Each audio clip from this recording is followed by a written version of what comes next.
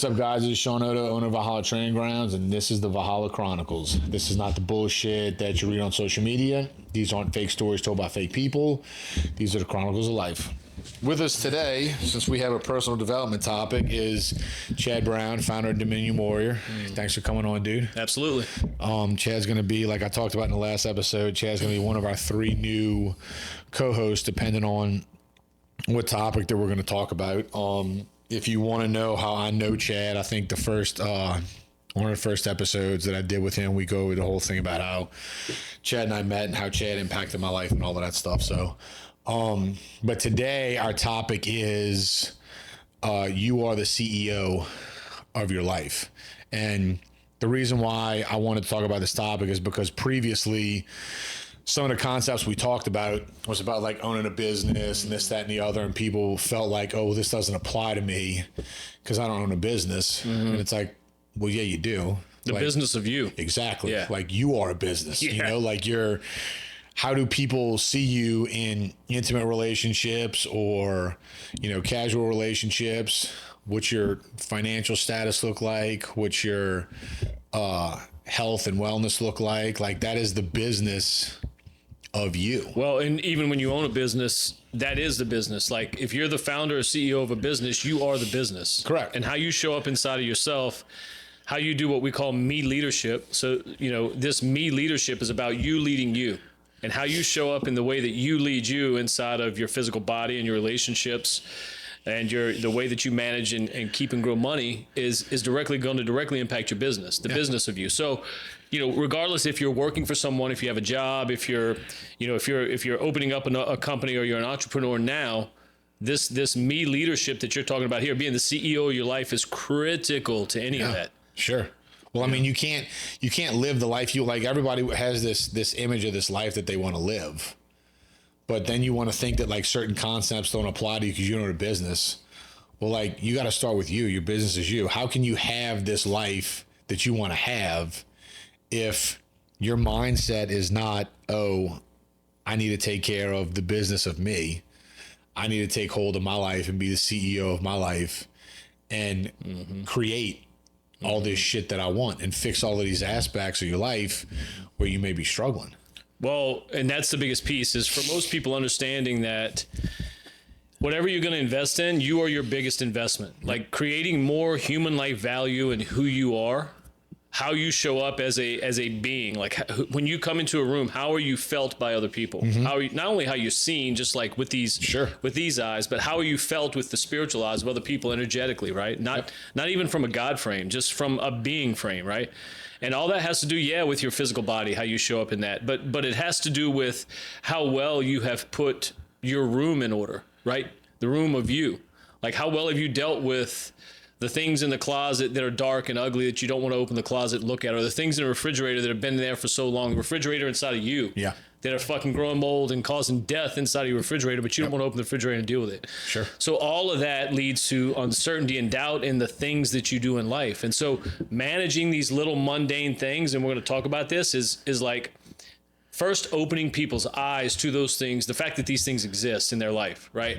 And everyone has them. Everyone. Sure. Like everybody's got it. Like Absolutely. all the way up to whoever you're, like the guy you look up to, Donald Trump, Elon Musk, whatever. They've all got mold on shit in their refrigerators and they got dirty drawers somewhere in the closet they haven't dealt with. That's just the way it is. Sure. And so understanding and creating this container for people that, hey, first of all, you've got to get to these spaces in yourself. Like if you're going to manage yourself as a CEO, which is like everyone should be doing this. This is the highest moral call. Without a doubt. Especially for a man. Yeah. And like that's no knock on women. Well, we're supposed to lead. And how else is she supposed to feel safe if you're not leading? Exactly. So it goes back to that. And for men, it's the conversation of, well, you get into like, well, everything's not my fault. My wife doesn't, she doesn't put out. She doesn't want to touch me. She doesn't want to be with me. Well, it's like, It's not your wife's fault. Right. That's your fault. You've got no me leadership. Exactly. She doesn't feel safe. She's having to take on the masculine role, and she's having to carry both roles while you come home and sit on the sofa and maybe go work out, and that's your one domain that you dominate in. You've got a physical body, but she could care less about that if she doesn't feel safe, seen, and heard. Yep. So it's like there's so many facets to a modern man leading himself as a CEO. That's why I'm like, this is a great topic, and I'm gonna love jumping into it with you. Yeah, sure, absolutely. And that the thing that I think about is in the health and fitness domain, I always look at that as the easiest because it's internal, so it's you know, and you're with you every day, and I feel like you're the seed that everything else sprouts from. So I always felt like the easiest way to take control of your life and start good habits, start empowering yourself, and to start that is work on you. Eat better. Like, go walk for 10 fucking minutes. Like, it doesn't matter. Just something. Start somewhere doing something to where you can get the momentum going. And then when you feel good about yourself, now the doors open up and all these other possibilities open up for all this other shit you kind of do because you got that momentum going. You're like, yeah, like I'm doing shit. I'm feeling better. I'm looking better. Like, you just feel better about you. And sounds fucking mundane. Like, it sounds so simple. Well, it is. But it's so monumental when somebody can actually grab onto that, Sure, right? sure. Like a lot of the people, especially that are going to listen to your podcast, are guys from the gym and guys in the fitness industry. I mean, look, there's a lot of savages in your gym, like brutally physically fit guys, right? But then the other side of them is there's many pieces in any of those guys that need work, that need Correct. cleaning up, right? Correct. Just like you may step into a business environment, and those guys might not have ever picked up a 20-pound weight in their life. Now they're dominating business, Right. but they've got their own things in their closet to clean up. Right. So when we get guys into these programs, like the programs that I run, Soul Purpose, Pivot Protocol, Dominion Discovery Journey, all these things we do that put men in touch with who they are and what their purpose is. And I say men, it's good for anybody. Yeah, as I was saying, I was going to say, I was like, this is not just for men. It's for women too. No, this is men and women. This is men and women. For the longest time, like Dominion Warrior, which is my movement, was founded off the back of the Wake Up Warrior. Yeah. Which is Garrett J. White, and I'm his protege this year for 2025, and so that's going really cool too. I'll talk about that a little bit, but for the longest time, this was a male movement. This is really a male masculinity movement in the beginning, before it started getting twisted by so many fuckers and everybody growing beards, getting tattoos, and saying I'm the man, right? Like that's been the thing. Right. Now, I mean, I have tattoos and a beard. I'm not making fun of it. I'm just saying, like, that's been this bandwagon. Right. Well, they think that that's what all it is. I think it's all it is. If I have this image, then, I fit the criteria. I fit in this box. And it's like, no, dude, you're on the most superficial level you could be on. Well, and here's the wild part about the depth of what you just said and the superficialness is that if you look around the industry right now, like the biggest names in the men's movement space right now, like one of them's Wes Watson. I don't know if you ever heard of Wes, but he's a jacked up dude out of Miami, and he's got a coaching following. And Wes is a former convict, did 10 years in jail. He talks about it openly, and he talks about how he's overcome it. Now he lives in mansions and drives Bugattis from leading men, right? Yeah. But mainly in the workout space, in the fitness space. Mm-hmm. Well, Wes is constantly drilling on the fact that he's tad blasted from head to toe, shaved bald, like 250 pounds, dude's jacked, he's an animal. But he's now starting to shift towards a conversation of God. It's the wildest thing. And then you look at, Sean Whalen, Lions Not Sheep, same thing. Yep. Like his movement is now, he's always had God in his movement, but now he's coming to the forefront with it. And so all these guys that they've had the physical, they've had the money, they've had the marriages and leadership and all this stuff, they were missing one piece, and it was the depth. Right. It was the depth they were missing. It was a connection to truth, right? Mm-hmm. And so when we get guys into these programs and women, because now I'll tell you this, for the women, that for the longest time, there were very, very few women enrolling in our programs. Uh-huh. Now that's completely changed. Yeah. Now, because men, even women who are married, the men aren't stepping up to step into their leadership and masculinity and a healthy masculinity role. The women are having to occupy the feminine and the masculinity to carry the frame for the family. Right. Dude, what is that? Where is this coming from, right? So we start looking back at it, because a lot of what we do, a lot of getting the guys, reaching out to the guys and getting depth into the leadership of men is about meeting them where they're at. So when we do advertising and we do ways to reach out to these guys to get them to see who we are, we go meet them where they're at. So a lot of times we have ads running behind Pornhub. So guys go watch clips on Pornhub, and then you'll see a Wake Up Warrior ad, or you'll see a Dominion Warrior ad, because we're tagging behind what they're sedating with, right? Yep. So all these guys are hiding behind these, and we do the same thing with alcohol. We run in right behind it, so we're backdooring guys with this message, and then eventually they jump in. But what we had to come to understand was, like, where is this phenomenon coming from where women are having to step up and take the masculine role? And a lot of it is because men are just leaving the house, and it's a single mom raising kids, maybe sons, maybe daughters, maybe a mix, and she's doing the best she can. And they're doing great, phenomenal jobs. This is taking nothing away from the women. But at the end of the day, you cannot replace the masculine role in a family. No, you can't. You can't replace I mean, to have that healthy dynamic, like, it's got to be that traditional man, father, mother, kids. Yeah, because there's two roles there, and they both have to be filled. And the man can't fill the woman's role, but no way can I fill my wife's role in our family. Correct. Absolutely not. Correct. I can barely fill mine. No, I agree. So, and then there's no way that a wife can fill a man. So it's like, okay, well, where did all this started coming from? And it's because the divorce rate's so damn high. Yeah. It's over 50% now. Yep. And that's including in the church space. That's no different in the church space. Yeah. So you have the people in the church space that are going there, doing the right thing, putting the money in the plate and doing all this stuff, and they're in the same hurt locker that we are. Right. We talked about all that shit. Though. That's just going through the motions. Yeah, just going through the motions. And so it's like, where's this coming from then? And it's this new phenomenon that psychologists are wrapping onto now that is around fragmented fatherhood. So meaning if I'm an 8-year-old boy growing up in a single home with a mother, where the dad's now gone and lost or in jail or wherever he is, he's bailed, then I'm having to go get a male role from somewhere else, either social media, either from a mentor at school, either from a person on the block who's not a mentor. Like, I'm having to go find male masculinity somewhere. And so you have the mom at home filling her role, filling some of the masculine role that's not there, but then the kid's having to go out, okay, well, what does it mean to be an in-shape man? Like, a kid's having to figure this out, so he goes to look at athletes, or he goes to look at other guys. And what does it mean to be someone who makes money? Well, for most of the kids that are in this situation, a lot of them, they're in impoverished neighborhoods, and they end up looking at the wrong people and how they make money and start.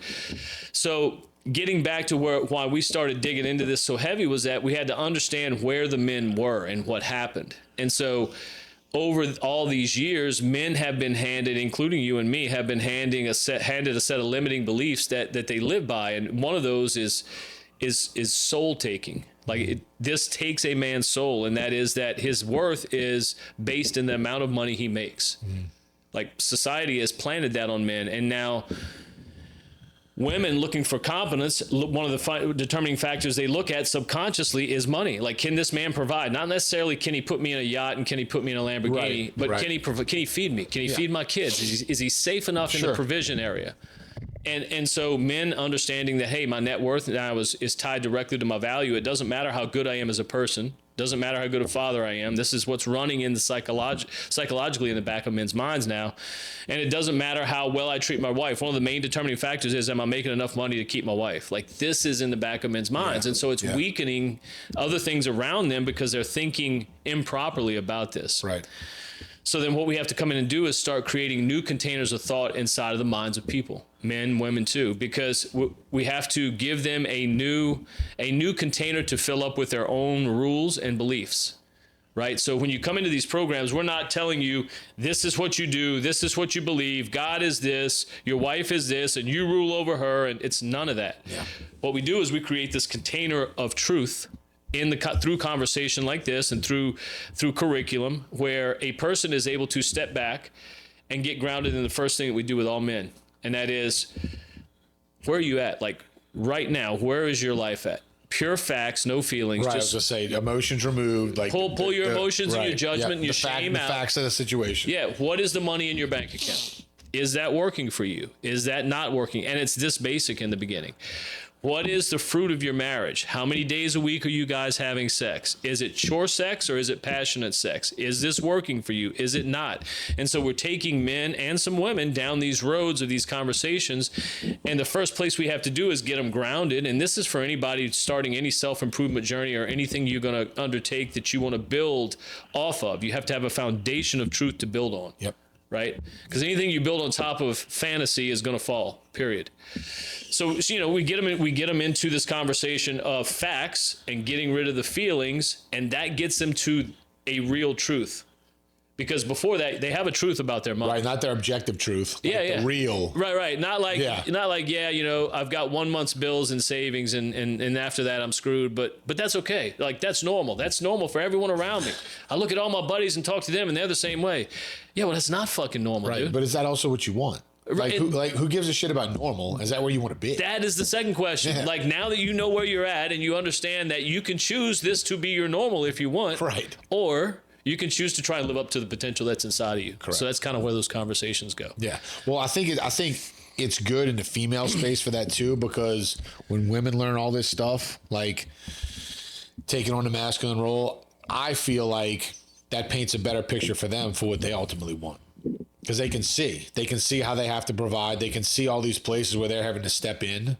And they can look back and say, it paints a better picture of this is the type of man that I want. Yeah. Where I don't have to do this. I want a man that can do this and this and this. So I don't have to do this, this, and this. Now I'm going to set my standard now, the women can say, because I know exactly what I want, right? And then there's the other side of that, Sean, that we're seeing with women being in the programs now, excuse me, is that most women are, and I'm going to say clueless, but that's not derogatory. Most women are clueless in how much pain that men are in life. Like how, and I don't mean that from a bitch standpoint, from being a man, and I'm going to cry, whoa, this is too hard for me. I mean, like, as a man today, especially a man trying to walk with God and be a better husband, better father, better businessman, and better community member, like the minute that you walk out of your house, you're taking damage.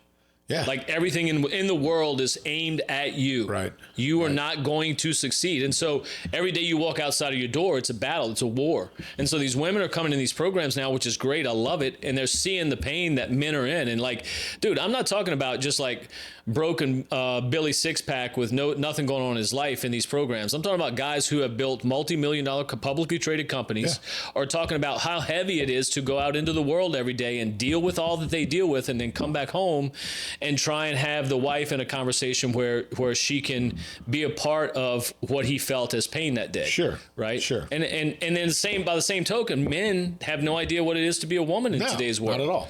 Right? But getting a space where you can get a man to that truth and make him feel safe to talk about it, and then upon talking about it, finding action in it, because so many people just get stuck in the talking about it. That's what churches are doing now. They talk about a whole bunch of stuff and don't really do a bunch with any of it. And so that's one of the things we focus on too inside of personal development is once you get to a foundation of truth, well, then it's time for action. Then it goes to the question, like you said, what do you want? Right. Right. Well, and I have personal experience with that because when the gym first started and that's all I was focused on was making that successful, like, yeah, that was great. And I was great at doing that. But every other aspect of my life was fucked. So like that idea that men's success is tied to money, I mean, that's a percentage of it. Because you could be making all the money in the world. But if everything else is just totally destroyed and shit, well, then it doesn't matter. Doesn't matter at all. So when you have that locked down, you have to be able to acknowledge, okay, like I'm really good at this, but then like this and this suck. So I need to pour more into these cups and bring these up to the level where this is at, to where everything's operating evenly. Well, and being the CEO of your life, which is what the topic of this day is about, like understanding this piece is really critical. And that is that, and we've talked about this before, but everyone's existence broken up into 4 domains, right? Like 4 dimensions. Yep. It's your physical body, your spirituality with yourself and God, it's your marriage or your relationships and with your kids, and then it's keeping, growing money. Yep. Like everyone's got body, being, balance, and business. That's what you exist in. Well, if your body domain is held down, which is a lot of your listeners here, like they're going to be holding down their body. It's just who they are. It's who we are.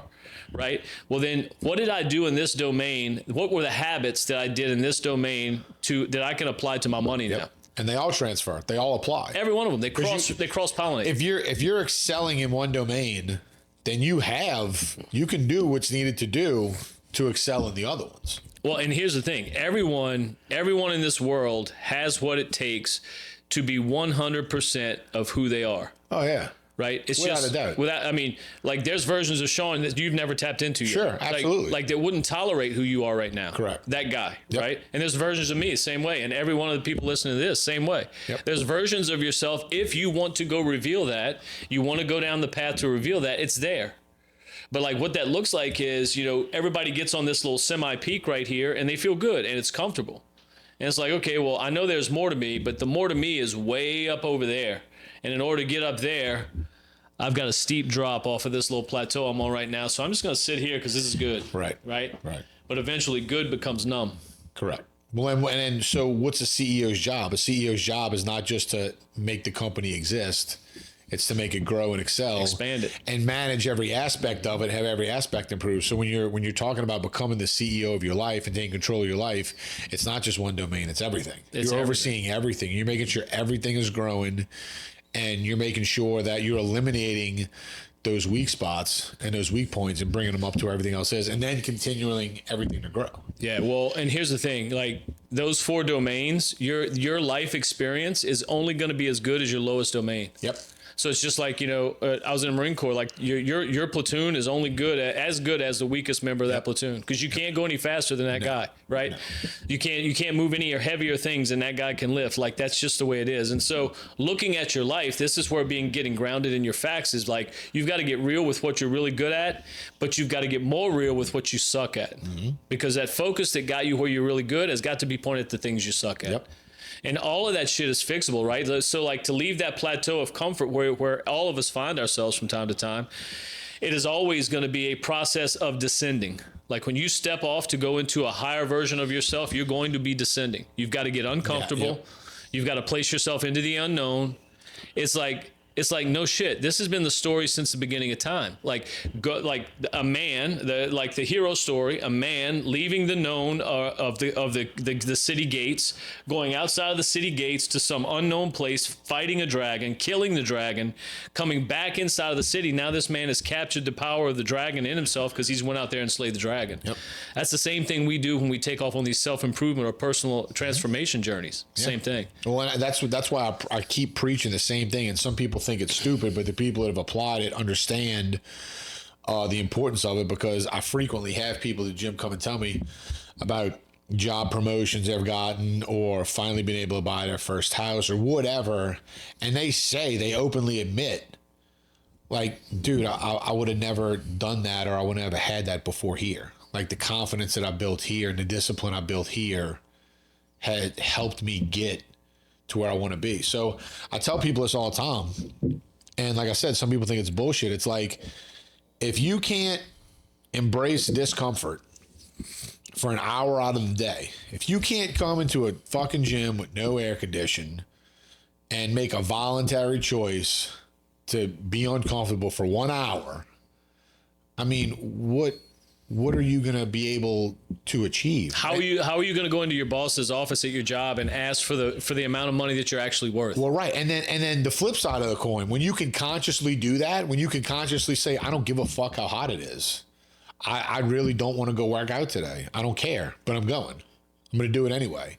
When you can consciously make those decisions consistently, dude, that's all you need. When you can decide to be like, look, I don't care how hard this is. I'm going to do it, and it's going to suck, but when it's done, I'm going to be 1% better, and I'm going to be glad I did it. I mean, dude, that's it. 100% of the time, and it really is that easy, right? It really is. It's the thing that keeps most men held in captivity is comfort.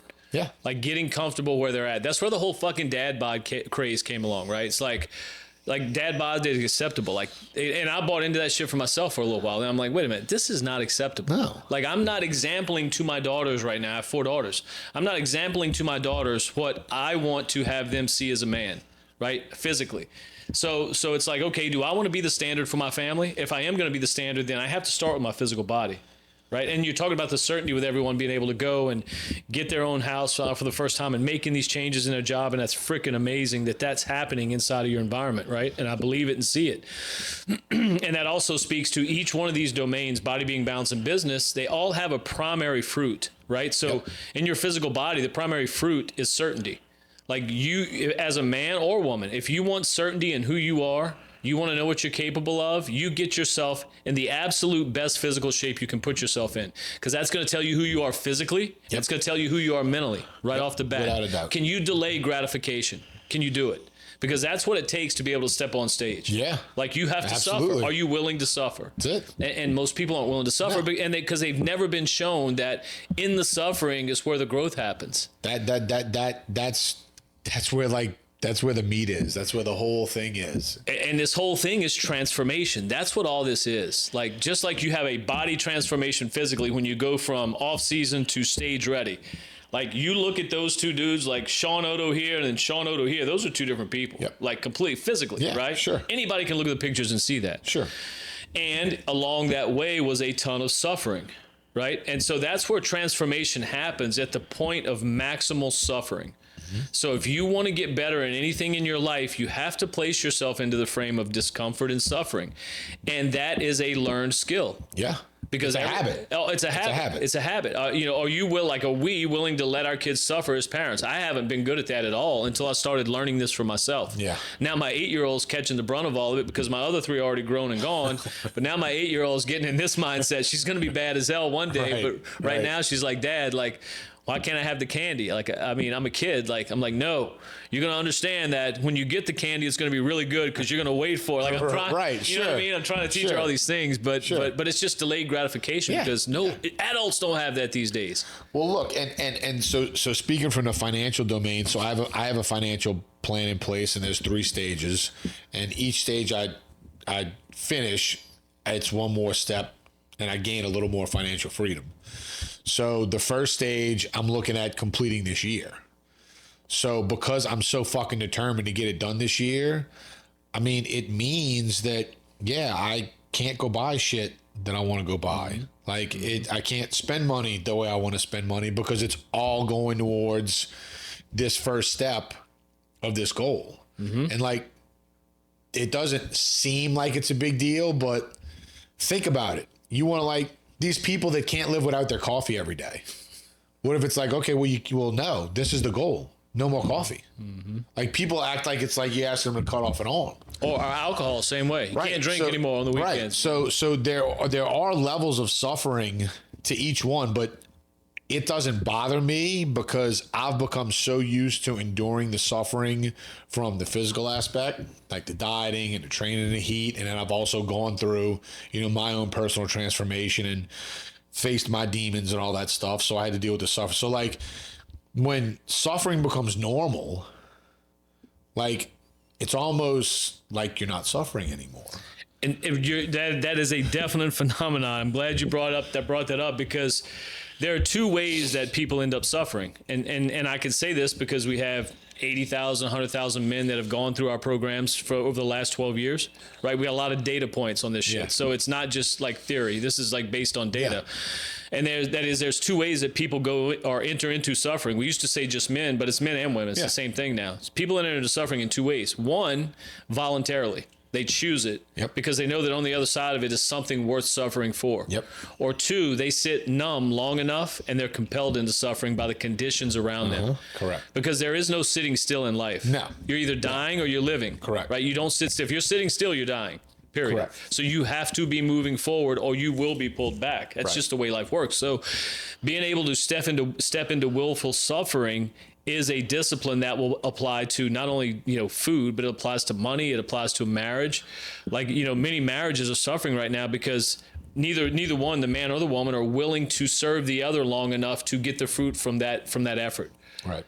So that's like the whole thing with marriage is that we're supposed to be serving each other, not letting the other abuse us, but being powerful enough in who we are where we can place each other as the foundation of the other, right? And become one flesh. That's the whole thing. But sometimes it takes weeks, months, years of this to reap the benefit of that. So one side is like, look, I'm always giving and you're never giving. Delayed gratification. Yeah. You got to be willing to delay the gratification because you know it's there, right? Yeah. And so entering into suffering in a willful way, knowing that on the other side of that suffering is something worth waiting for, this is what it does to your being, who you are totally as a person. So you enter into suffering knowing through faith, you believe if I eat my meals right, I'm going to end up where I want on stage. Like that's what you see, right? That's your vision. Yeah.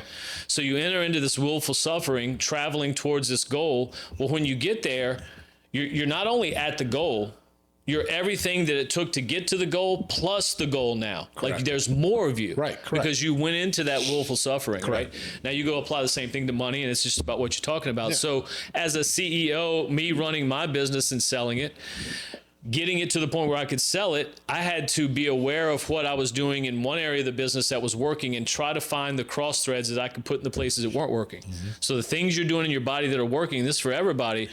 You need to look at places in the areas of your life that aren't working, be truthful about that with yourself, and say, how can I step into willful suffering in my money conversation like I'm doing in my physical body? Yep. And some people will be like, well, I don't know where to start. Like, I got no idea where to start. Bullshit. Everyone knows this is an exercise everyone can do. You can, and this is from Jordan Peterson. This is what he says. This is part of our programs. When we get guys in for the first time, we'll have them sit down in a chair. Close your, when they say, I don't know what to do, this is really the drill we run them through. Come here in front of everybody. Sit down right here. Sit in the chair. Close your eyes. All right, close my eyes. Now we're talking about your money conversation right now. You say you're in a predicament. You barely got enough to make the bills this month. You don't know how you're going to make them next month, and you're just lost. You don't know what to do. So you're giving up on your family and everything. So close your eyes. Now, what do you see as the first thing that you need to stop doing inside of your money? And if you sit there and ask yourself that question in pureness, right? If you say, hey, what is the first stupid thing I need to quit doing? And what is the first thing I need to start doing about my broke right now, my brokenness in money? A list of things will pop into your mind. Yeah, I was going to say. It won't be one thing. It won't be one. No. It'll be a list of things, right? So for someone to say, I don't know what to do next about your marriage or your money or your physical body or your relationship with God, when you get up in the morning, put your feet on the floor, before you turn a light on, close your eyes and just say, God, what's one thing I need to do today in my body? What's one thing I need to do today in my money? As you go through these questions, shut up and listen and just see what pops into your mind. Yeah. Because it'll fill with stuff to do. Sure. Well, it's kind of like the meme that goes around, but it's true. It's so applicable. It's got like the picture of somebody that's in amazing shape. And then it's got picture of somebody that just looks like absolute shit. And it's like, choose your suffering. Like both are hard. Mm-hmm. Choose your hard. Mm-hmm. So that person that's super out of shape, that's their norm. Their norm for them is being out of shape. They suffer every day, but they've gotten conditioned Comfortable to suffer in that way. So they're suffering, but they don't think about it. It's not in the forefront of their mind because you get used to it. Mm-hmm. Well, it's the exact same thing on the opposite side. Mm-hmm. Like, yeah, when you're in great shape, you do suffer every day. You know, you do have to follow a meal plan. Like, you do have to work out. You do have to do your cardio. And it sucks. But you do it, and it becomes a habit, and it's not on the forefront of your mind. You're not sitting there saying, oh, my God, like, this sucks that I'm sitting here training for an hour a day, because it's a suffering that you've got conditioned to be used to. So it's the same thing. Like, you don't feel that uncomfortable right now because your life's not where you want it to be, because you've gotten conditioned to that discomfort. Yeah. Well, you can do it on the opposite side too. You can get your life to where you want it to be, and yeah, it's going to be new and it's going to be uncomfortable. It's going to be scary as shit. Right, but when you do it for long enough, for as long as it took for you to fuck everything up, when you put that same amount of time over here, yeah, there's going to be some uncomfortable things, but it's not going to be on the forefront of your mind because you're going to be used to it. And dude, that's beautiful, because that is the repetitive stories of the Bible. Like, that is what the men of the Bible that, you know, if you read the Bible or look into it at all, this is what these men went through. Like, Abraham left everything and he went to a land, and the land was starving. He's like, shit. So then God took him to a land where the Egyptians were in charge, and he had to give his wife to the Egyptian to trade her out for some money and shit. Indecent proposal. Like, and then it happens over and over and over. He had to almost sacrifice his son, and just be willing to do these things, ride into a village and murder 300 or with 300 men to get his nephew Lot back. Like, he slaughtered a bunch of people. So, you know, we go, these stories are set up this way to show you this is real life, right? And these things, these storms, these lands that we're going to have to go into and starve in, these lands that we're going to have to go into and do some things that are less than desirable, and they're part of life. But knowing that on the other side of that is more of you waiting, like more of you as a being waiting, that's the whole promise. right? Yeah. So the promise is there, and there's automations laid out in life. There's natural laws of life, even in being the CEO of your life, that if you follow, you don't even have to call it God. You can call it the enchanted tree in the you can forest. call it whatever you want. Doesn't matter. Yeah, it doesn't matter. If you operate by these laws, Right. you will win, period. Yep. And the deeper you operate by the laws, the deeper you win. One of them is truth. Like the deeper you walk in truth, not just the truth of Jesus Christ, if that's a problem or a rub for you, but just truth. Yep. Don't say things that make you weak. That's truth. And don't say things that mislead others. Don't do things that mislead others. If you can practice those two things inside of your business and inside of your marriage and inside of your relationship with yourself, Yeah, those are huge. if you can do those two huge. things, your life will change instantly. Yep. And keep changing. Yep. Right? But it sounds too simple when you tell people this shit. Well, the thing, I'm actually glad you brought up the thing about the Bible, because I read something the other day and it actually opened my eyes to something that I had never thought about before. But there's so many people out there that are like anti-Bible, anti-Christianity, anti-Catholicism, whatever. And that's fine, whatever. But this thing that I read, it was actually really fucking cool because it put a spin on the whole thing.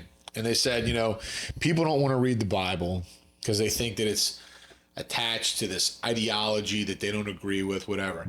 Like the Bible contains so many badass stories that are applicable to life. Fucking They're like, savages. dude. So, and they said one thing they talked about. They said when David wanted to be a king, okay, God didn't give him a crown. He gave him Goliath, and he had to slay Goliath. And I'm like, holy fuck. And that was just the beginning. Yeah, I'm like, that's so fucking bad. Like that's life shit. Yeah. Like take Christianity and Jesus and all that shit out of it. Let's just look at that story. This guy wanted to be king at the top of the fucking mountain. So what was put in his path? Like he didn't just, and this is a guy that believed in God and worshiped God. God didn't just give him a crown. He's like, okay, if this is where you want to be, you got to go beat this big motherfucker. He's like, let's play. Right. We're gonna play my game. Here's the Yeah. adversity that you got to conquer Yeah. to get to where you want to be. And those Goliaths are everywhere in every one of And our I'm lives. like, and it put a spin on it that my mind never thought about it before. And I'm like, this is true. I'm like, there's so many just stories. Just go read these stories, take the religious shit out of it, and they are so applicable to like, and so much to learn. They're like, holy shit, like we can apply this to life. When you approach the Bible without a label of Christian or Catholicism or Judaism or what you name the man-made religion, take that shit and throw it out the window and just approach that book with an open mind of, I want to learn something. Yeah. Because when you open it, it starts with things like Moses was on the run for murder when God called him. He just killed it. He's on the run for murder.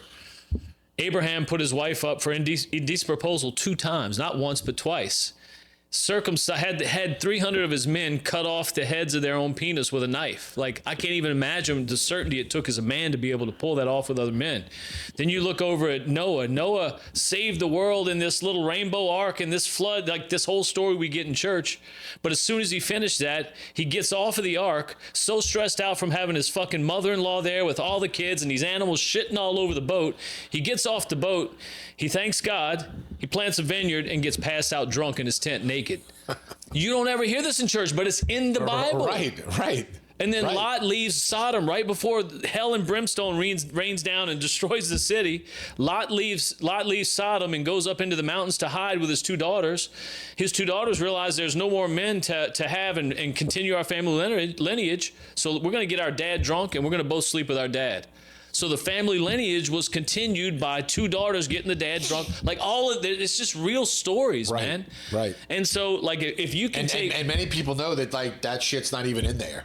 They'd be like, "There's no way that's in there." It's Right. like, well, I'll take you right to it and Go let you read it. Yes. Yeah. Like, and then it just keeps going on, And so, like, once you take these religious labels off of it, and you get to the point, like, hey, this is just a book. If you approach it as this is just a book of self-improvement, because if you buy any book at, I don't know, Barnes and Noble, I'm showing my age, or whatever bookstore the fuck is out there. That's where I go, so I'm showing my age too then. Audible or whatever. If you take any personal improvement book in Audible or any of those, all they have done is rewritten the natural laws of the universe from the Bible into book.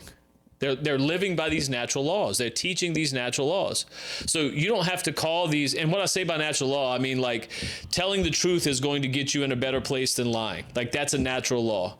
Doing the right thing is going to get you into a better place than doing the wrong thing. Those are natural laws, and those are law of attraction. The law of attraction, same thing. The law of attraction and you know what God said was the golden rule: treat others how you want to be treated. Yes. That's the law of attraction. Yes. So you have people that subscribe to the law of attraction, but then you want to say that treat other people how you want to be treated is bullshit. Well, it's the same thing. It's the same. You just don't like that it's in this book. Yeah. You know? Well, and it goes back to, you want your wife to desire you more than become the man that she wants. Like, how about that? Because she's there. Right. You just become the man that she's looking for. Like, so understanding that all this is in the Bible is a beautiful thing, because you can take it back to business, body, whatever it is. Yeah, absolutely. And you don't have to have the frame of the rules of a man-made religion on top of it. No. So no. I mean, and that's the thing is I learned to let go of that shit like a long time ago. Part, you know, also through like Wake Up Warrior. Yeah. But like, yeah, I mean, I'm Catholic and I'm Christian, but a lot of the shit that I believe, Catholics would probably shun. Well, I still say I'm Catholic because I don't believe that religion fits in a box. Yeah, for sure. It was never meant to fit in a box. Well, and neither does God. No. Right? No. So your picture of God and your relationship with God can be completely different than mine, and that's fucking okay. It's totally okay. My rules are mine. Your rules are yours. And it's the same thing with every other part of our life. Like the way that I look at money now, and you can compare this to your parents. You can do the same thing, and so can everybody at home. You take your frame and understanding and your money consciousness, how you see money right now. You go and talk to your parents about it. They can't even fathom, like, right now we all talk about $1 million like it's nothing. Like everybody talks about $1 million, right? But you go talk to your parents about $1 million, and that's like us talking about $1 billion, right? So like the conversations now that are happening between people and the way that they understand the rules given to them by their parents, this is one of the biggest things you have to shift when you start a personal development journey. Like understanding that your parents are great, but they saddled you with a set of rules that they were saddled with. It doesn't mean they're bad people. It just means that they gave you the best they had at that time. Now it's up to you to step off into the unknown and go figure out your own rules. Correct. Doesn't mean theirs are bad. You rewrite yours based on what you want. You have to follow the rules that work for you. Their rules may not work for you. So if they don't work for you, okay, well, you got to write your own rules. You got to find the shit that works for you. Right. Like going to get a job and working for 30 years, 40 years and retiring, like that doesn't fit in any box for me. No. And now in today's society, I don't even know where you go to work for 40 years for one company for your entire life. There's not many of those left. I don't even know if I know of one person that's been at a company for 30 years. I mean, yes. So, you know, and then, you know, some of the things too, like you see society going, and young men especially, getting to a place where they're staying home longer and longer. They're just not being pushed out of the house. Some of it's financial, but some of it is just parents not really wanting to let their kids go into the world and stumble, right? Like I've been guilty of that with my oldest daughter, like holding her home way too long. I should have let her go way before I did. And I know that now. So the 8-year-old, as soon as she's 18, her ass is out the house, right? So she's catching the wrath for all my mistakes before. But yeah, so understanding, like you can then look back at the Bible and see things like this. Like when Abraham left home, he was 75 years old. He wasn't really the star freaking pupil of how to go be a man when God called on him, right? So when he left to go take off in this big adventure, and I keep going back to the Bible because we started off with this thing is like, you got to get grounded in the facts and the truth of where your life is at. Well, that truth, regardless of how ugly, is the basis for the greatest adventure you'll ever go on in your life. Because when you step off into something unknown to become more than what you know you are, you're stepping off into a journey of responsibility. Because anything you want that's bigger than what you are now is on the other side of the amount of responsibility you're willing to take on. Yep. And no one teaches this shit. No. Like nobody. And so it's like, okay, well, if you aren't getting the results you want out of your life now, you don't need to, you're not going to get it by going to find a hack. You're going to get it by taking on more responsibility. You want a better body? You're going to have to take a responsibility of the habits and skills it takes, the skill set it takes to get a better body. You want to make more money? You're going to have to wrap yourself up in the skills, mindsets, and habits it takes to make more money. And that shit's not easy, and it's going to come with responsibility. And so understanding that that is what it's like to pick up your cross and walk uphill with it is to be able to take on more responsibility and then teach that to your kids as your kids get older, you know, because they're not being shown that right now anywhere. We're born into this state now where we have so many inalienable rights. Like, we all think we have the right to all this, right? So there was a point in time where greed ruled the world, and it's not like that anymore. Envy rules the world now because of social media, phones, camera. Everybody sees everyone else's wealth, and it's not like. But it's not real. Most of it isn't real. Not. No, no, it's not real. So you're envious of something that's not even true. You're envious of a lie, right? And so if you're envious of a lie and you're chasing a lie, you're going to end up in no place but a lie. Exactly. You're going to end up in hell. Exactly. So finding the things that are true in your life, starting there, and then moving towards more deeper, responsible truth is the hero's journey for people now. Well, the thing that I think is interesting and still blows my mind is like, so a lot of the top people right now that have done things and built companies and, you know, are doing coaching programs, are super successful. They all preach this. So, and you can visibly see by what they're doing, what they've achieved, and they're saying, hey, the shit's hard. Okay, it's not easy. So it blows my mind that like people are still chasing this secret formula or these like hacks like you were talking about. I'm like, they don't exist. They're not existing. Like how do people even still think that that's a real fucking thing? Like, it's not. I mean, and look, most people don't know, but until you've got into shape to step on stage. Somebody comes up to you and say, hey, dude, I got a hack for that. Look, in 90 days, you're going to look just like that dude on stage. Well, if you don't know any better and that person looks that way, you're going to believe that this hack is the case. Where if you've never stepped on stage in your life to say 90 days from now you're stepping on, that's never going to happen. Or you can, but you're not going to like how you look when you step up there. And that's a good example because I don't know of one person that has done a fitness hack they got to where they want. I don't know a single person. I don't know a single person that did a program or Ozempic or Weight Watchers or anything where at the end of it, they weren't like, I think I got to go a little bit longer. Or, I think I could lose probably like 10 or 15 more pounds. Like, and it goes back to one of the first principles we talked about, Sean. The reason the hacks don't work is transformation takes place in the intersection of maximal pain. Yep. Right. So suffering. In suffering. So you introduce a hack into anything, you're taking the pain out of the situation. You take the pain out of the situation, you're not transforming. You're not adding more to your being. Right. And so it goes back to like, okay, well then if there's not a hack, what is there? Well, there's a vision. There's work. There's work. There's a vision that you're going to have to cast over your life, and then you're going to have to go to work. Yeah. And you're going to have to go to work tomorrow. And the next day, and the next. I'm 5 years into this journey for myself since I started Wake Up Warrior. Now, I'll tell you this. The man I am now versus the man I was 5 years ago is not even the same guy. Oh, yeah. Right? No. Yeah, it's not even the same guy. Yeah. But I also know this. The man I am today is nothing compared to who I'm going to have myself as a year from now, or where God's taking me 5 years from now. Like, I know this, right? What I know. And so that's all I wish for people, like, is to understand that you have the ability to take your life wherever you want it to go. It sounds like this cliche bullshit, but it's so true. And so many people are dead to this, man. Mm-hmm. There's so much potential in every human being. And like, we like to think of ourselves as this, like, this mass of cells floating around on this rock, spinning around this sun inside of this solar system in this galaxy, in a universe where there's millions of galaxies. Like, we make ourselves so insignificant and we look external for the journey when there's just as much vastness inside of every human being. Absolutely. Untapped potential. Unknown. Like, you want an adventure? Go dive in deep into who you are. Yeah. Go try and answer that question. Who am I? Just go dig into that question, you know? And we have events that are specifically set up for that. Soul Purpose Intensive is set up so that you can ask yourself an answer over a 3-day work event. It's 3 days, 10 hours a day, 30 hours you put in intensively around who am I? And you come out of there knowing a whole bunch about yourself that you didn't know before. Yeah. Right. So it's like, you don't have to do that, but go on the journey of figuring out who you are. Because when I ask men when they come in, all right, man, so look, you know, I know I've grounded in some of the facts of where you're at, and I know where you want to go. We've talked about your vision, but like right now, here today, like, who are you? And when I ask that question, I get, well, I'm a dad. I have some kids, and I have a wife, and I have a job, and I have a house, and it's got a picket fence with a dog, and yep, that's me. Like, that's as deep as it gets. Yeah.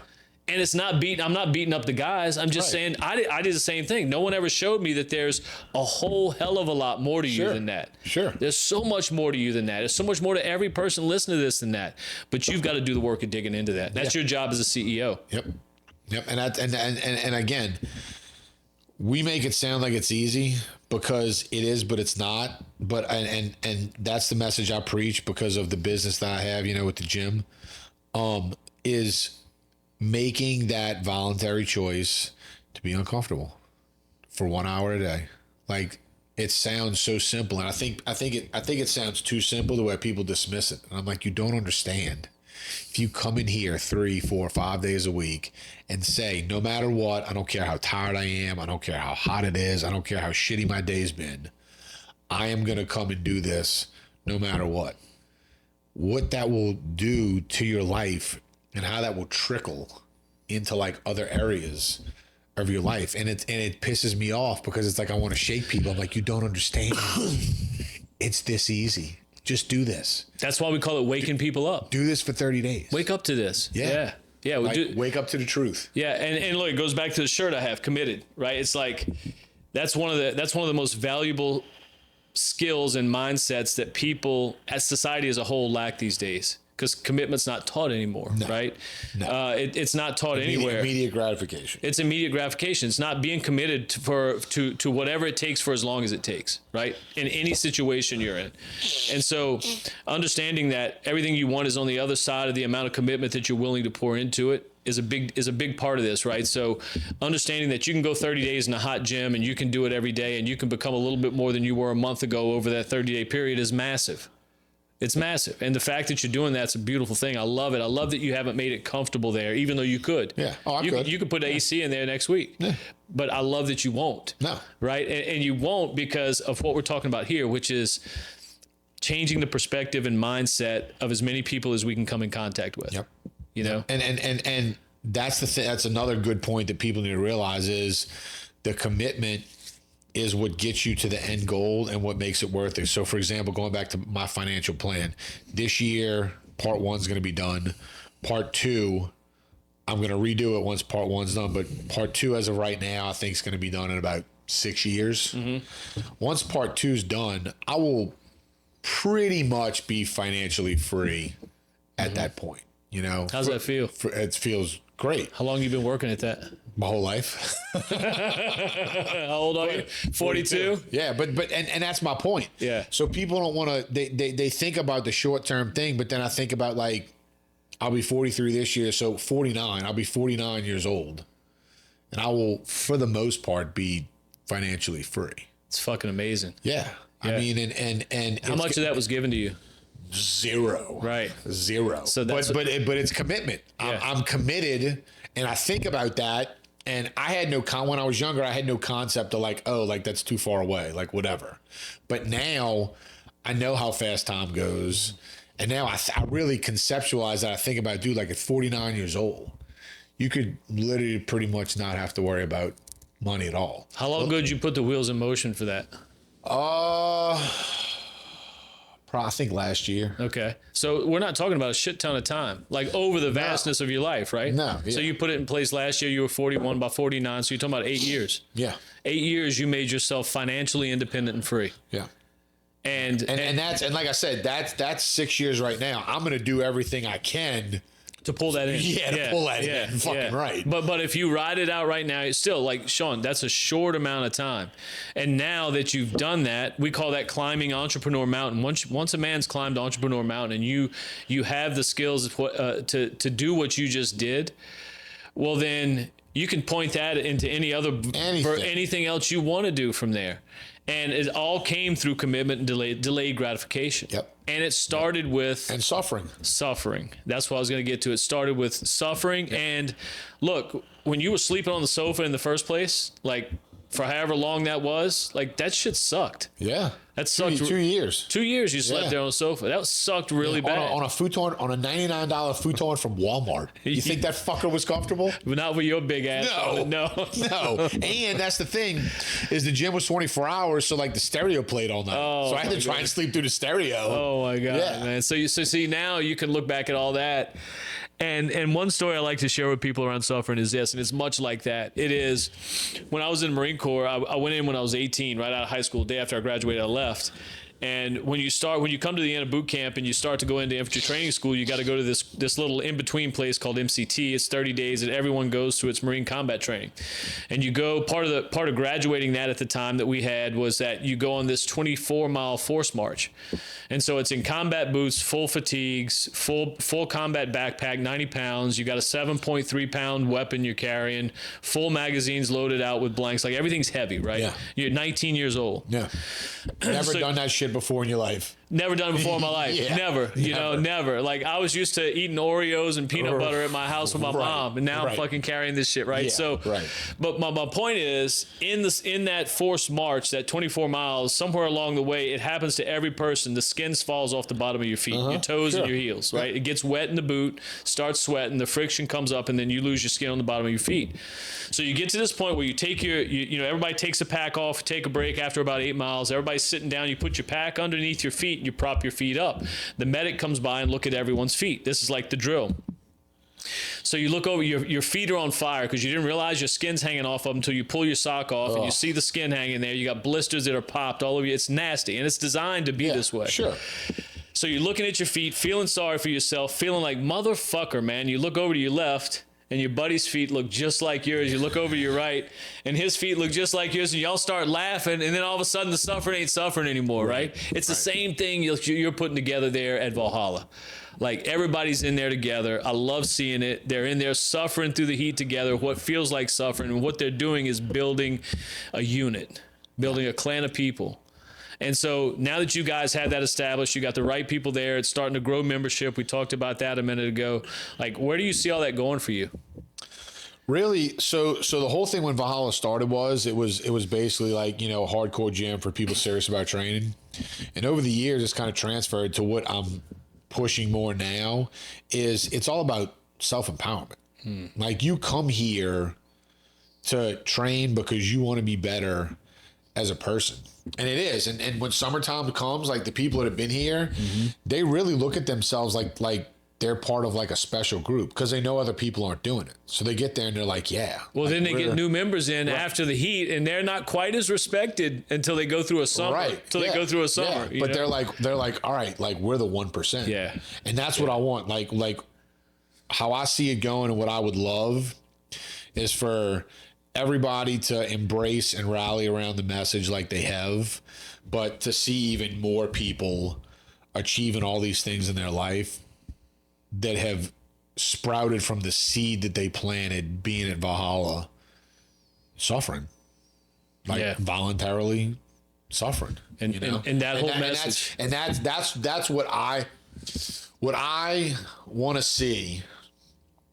And where it's going to go, because we're going to keep pushing it, is people are going to come and join Valhalla because they want to be better. Like, better humans. Just better people. Yeah. I want to be better in my life. I want to be better as a person. I want to achieve more in my life. I want to be more successful in my life. So I'm going to come here because this is where the seed's going to plant. Well, man, any way I could be a part of that, I'd be glad to. I do believe that, like, having a I don't want to say church, but having a Valhalla get together on Sundays or something would be a cool thing. If you can get people to buy into it, I'd certainly be a part of it. But in closing, I'll say this is that if anyone is looking to improve more of who they are, you don't have to come to me. You can do this shit yourself. If you want to come to me and work with me, you can. I'll be happy to work with any of the members. I'll have the link to Chad's stuff in the description for the YouTube page. But that's not why I'm putting it. But I'll be happy to work with any of the Valhalla members. What I'm saying is, what I'm trying to get out right now is that this can be done in all parts of your life the same way you've done it in your body at Valhalla. Yep. It absolutely can be done. And 100%. as long as you believe it can be done and you're willing to do what it takes for as long as it takes, you can get yourself there. There's maps and there's steps. Everyone's got a freaking cell phone now. You can Google half this shit. Like, you can Google maps on how to lay your life out properly in order, how to cast a vision over your life. Like, all of these things matter. They matter just as much as the prep food you eat for competition and the way you train, like all of this matters, man. Yep, I agree. And you see businesses, I'm gonna close with this. You see businesses setting up mission statements and company visions and all these things. And like a lot of these businesses end up going global, and they have these big impacts on humanity. Being the CEO of your life, if you run your life the same way that Elon Musk runs his businesses, your life experience, I'm not going to say you're going to have Elon's money, but your life experience will be just as abundant as what Elon is producing, because you're operating off of the same principles. Yep, I agree. It's just a matter of committing to do it. I agree. All right, guys. Thank you all for tuning in. If we don't do this for money. We just do this to help people. So if you know somebody that you think can benefit from this episode, feel free to share it with them. Appreciate y'all tuning in. We'll talk to you next time. Love Peace. you all.